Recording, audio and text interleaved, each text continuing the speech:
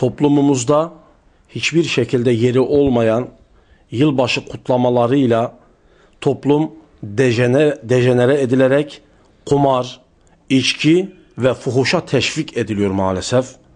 Yozlaştırma, kültüründen koparma ve Batı kültürüne götürme çabaları var. Yılbaşı ve şans oyunları sanki Müslüman halkımızın inanç ve kültüründen bir parçaymış gibi algılanmaya başlandı. Ve bu düşünce halkın büyük bir kesimi tarafından da maalesef üzücüdür ama benimsenmektedir. Maalesef bizi yönetenler bizi bu hale getirdiler. Bu kötülüklerin toplumumuzun içerisine girmesinde devletin eğitim sisteminin ve özellikle medyanın önemli ölçüde etkisi olmuştur.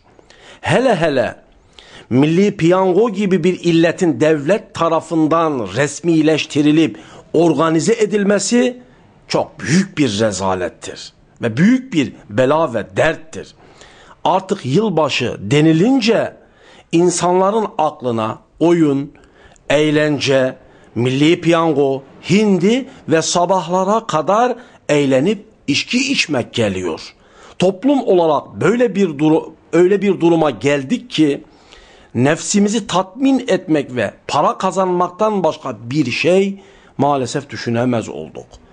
Esnafımıza bakıyoruz, artık yılbaşında kampanyalar yapmaya başladı ve bu şekilde yılbaşını daha cazip ve çekici hale getirdiler.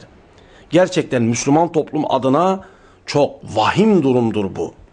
Bazı yerlerde özellikle müsbet olarak bilinen, dindar olarak bilinen bazı belediyelerin fakir vatandaşımızın vergi paraları ile 100 milyarlar harcayarak hazırladıkları yılbaşı kutlamaları tam bir rezalettir.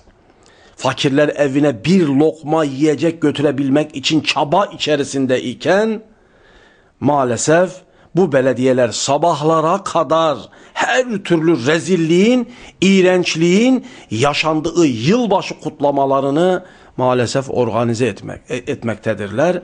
Buradan şunu ifade etmek istiyoruz. Gelin bu hatanızdan vazgeçin. Halkın kutsallarıyla oynamayın. Halkı inancı konusunda dejenere etmeyin, asimile etmeyin, bozmayın diyoruz.